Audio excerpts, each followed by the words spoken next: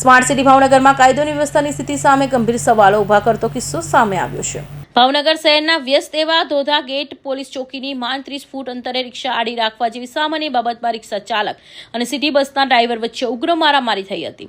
મુશ્કેલીના રિક્ષા ચાલકે પથ્થરમારો કરી સિટી બસના કાચ ફોડી નાખ્યા હતા, જેને કારણે મુસાફરોને ભારે નાસભાગ મચી ગઈ હતી। આ હિંસક ઘટનામાં છરી અને પેવર બ્લોક વડે સામસામે જીવલેણ હુમલો કરવામાં આવ્યો હોવાનો આક્ષેપ થયા છે, જેના સીસીટીવી ફૂટેજ સોશિયલ મીડિયા પર વાયરલ થતા ચકચાર મચી ગઈ છે। ઘટનાના પગલે એસીપી સહિતના ઉચ્ચ અધિકારીઓની સૂચનાથી કડક કાયદેસરની કાર્યવાહી અને એફઆઈઆર નોંધવાની તજવીજ હાથ ધરવામાં આવી છે। મારું નામ છે ગફરભાઈ કાળુભાઈ ચૌહાણ। એમાં એવું થયું સાહેબ કે મારી ગાડી પાર્કિંગમાં પડી હતી, એ બાર બકલું વેચતા હતા માણસો ને એના રોડ ઉપર એક્ટિવા બધીને વાહન પડ્યા હતા, એટલે મારી ગાડી કાંઈ નડતી નહોતી। એટલે મેં ભાઈને કીધું બસવાળાને, મેં કીધું ભાઈ તમને કહેતા હોય તો એક્ટિવા લઈ દો એક પર, તમારે ટર્ન લાગી જાય। મેં કીધું તમારી ગાડી કાઢી નાખો, તો ડાયરેક્ટ મને કે પહેલાં તારી ગાડી કાઢ। સાહેબ પહેલાં એક વાહન નીકળે કે રિક્ષા નીકળે, મેં એને એમ કીધું બધા વાહન પહેલાં નીકળે તો રિક્ષા નીકળે કે નહીં, તો કે નહીં કીધું પહેલાં તારી ગાડી જ ગાડી ગયો મને, એટલે મને ડાયરેક્ટ ગાળી દીધી। એટલે મેં એને કીધું ભાઈ ગાળો ન દે, મેં કીધું એમ કીધું ને, એટલે ડાયરેક્ટ મને ઠપાટનો ઘા કર્યો। તો મને કે તારે શું છે?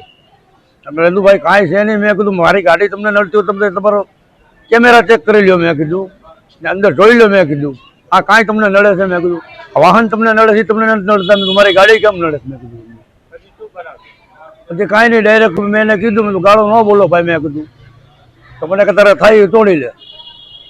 એટલે મેં કીધું મને કે થાય તોડી લે, તો ડાયરેક્ટ સાહેબ મેં કીધું ગાળો દઈને વાત ન કરતો, ડાયરેક્ટ બ્લોક લઈને મને માથામાં મારી દીધો। હા, એ જ મારી દીધો, 3-4 બ્લોક મારી દીધા। એટલે હું એને મારવાઈ ગયો સાહેબ, વસ્તુ મારવાઈ ગયો ને હું એને મારવાઈ ગયો તો બસ ઉપર ખાવી ગયો, એટલે બસનો કાચ ફૂટી ગયો। એમાં એવું થયું। અરે બહુ હેરાન કરે છે, જઈ ગયા હોય ને તોય સાહેબ ખોટા ખોટા હોર્ન મારે, જઈ ગયા હોય તો ખોટા ખોટા હોર્ન મારે ને માણસો ઉભા હોય ને એને હેરાન કરે ખોટા ખોટા। ટર્ન ઓલી બાજુથી મારવાનો હોય સાહેબ, ટર્ન તમે જોવો 2 બાજુથી લાગે, પણ ઓલી કોરથી વધારે લાગે। આ લોકો આ બાજુથી મારે છે, મૂળ આ બસુવાળા પીધેલા હોય, દારૂ પીને બસુ ઓકાલે નહીં, પીધેલો જ હતો પીને મારી ઉપર ઘા કર્યા। છોકરા ચા બિસ્કીટ ખવડાવતો હતો, રિક્ષામાં બેઠો હતો, ચા બિસ્કીટ ખવડાવતો હતો। મારું નામ છે ગોહિલ કુલદીપ છે। હવે હું તળાવમાં બસ લઈને આવ્યો, એટલે મેં એને એમ કીધું ભાઈ તું રિક્ષા સાઈડમાં લઈ લે, કોઈ એને રિક્ષા સાઈડમાં ન લીધી। એટલે પછી કે ગાર્ડ બોલ્યો ને, એટલે મને એમ થયું મને કાંઈ કે છે, એટલે મેં દરવાજો ખોલ્યો, દરવાજો ખોલીને કીધું કે ગાડી બોલવા માંડે। મારી યારે લેડીઝ કંડક્ટર, એટલે આગલી સીટમાં લેડીઝ બેઠા હતા અને છોકરું નાનું હતું, એટલે એને બ્લોકનો ઘા કર્યો। એટલે ઉતરીને હું ગયો, હું કહું ભાઈ તું ઘા ન કરું, કહું સીધી રીતે વાત કરતી કે તારા બાપની બસ નથી કે। એટલે મેં એને ઉતરીને પછી લાફો માર્યો કે ભાઈ તું આ રીતનું વર્તન ન કર, મારી બસમાં અત્યારે લેડીઝ ભરેલા છે। પછી એને મને શરીરનો ઘા કર્યો, શરીરનો ઘા કરે ને ત્યારે હું નજીક ઊભો હતો, છેટો ગયો ને તો મને હાથમાં વગાડી દીધી, તોડફોડ કરી છે। મારા બચાવ કરવા માટે મેં એને પછી માર્યો, તોડફોડ કરી છે કે ગાડીઓ, અને તોડફોડ આગલો કાચ તોડી નાખ્યો છે અને સાઈડનો કાચ આવશે મોટો એ તોડી નાખ્યો। રૂટ નંબર 4 ને રૂપમ આગળ ઘટના બની છે, અને એક રિક્ષાવાળા ભાઈ હતા જે સાવ રસ્તામાં ઊભા હતા। અમારા ડ્રાઈવર ભાઈએ ખાલી એને એમ જ કીધું કે રિક્ષા સાઈડમાં લઈ લે તો મારી બસ પસાર થઈ જાય એમ, પણ એ ભાઈએ રિક્ષા ન લીધી, અને એ ભાઈએ અમારા ડ્રાઈવર ભાઈને બહુ આડું અવળું કીધું। એટલે એમાં ડ્રાઈવર ભાઈ નીચે ઉતર્યા એટલે એ ભાઈ સીધા ઝઘડવા માંડ્યા, અને સીધી એ ભાઈ રિક્ષામાંથી છરી કાઢી એટલે અમારા ડ્રાઈવર ભાઈને તો એનો બચાવ કરવો પડે।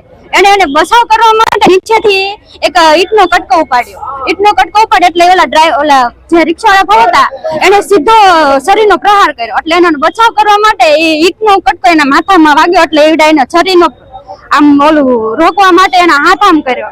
જો એના હાથ નો આવ્યો હોત ને ઈંટડું ન લીધું હોત ને તો એ ભાઈને ગળે છરી વાગી જાત। હા, અવારનવાર આવી ઘટનાઓ બનતી હોય છે, તો અમારી સેફટી નું શું?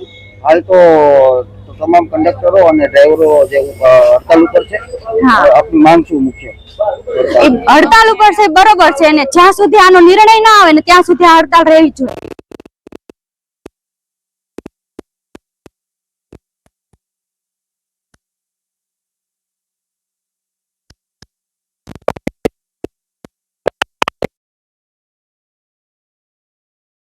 પીએમઈ બસ જ્યારથી શરૂ થઈ પહેલા આપણે ઓલરેડી એમાં કોઈ પણ પ્રકારના ઇન્સિડન્ટ ન બને એ માટે તકેદારી લીધેલી છે. તેમ છતાં અમુક ટાઈમે એ પ્રકારની ઘટનાઓ બનેલી હોય એવું જાણવા મળે છે. અને આજે એક ડ્રાઈવર ઉપર હુમલો થયેલો છે તથા બસ ઉપર પથ્થરમારો પણ થયેલો છે, એટલે ડ્રાઈવરને પણ ઈજા પહોંચી છે અને યાત્રિકોની સલામતી પણ જોખવાણી.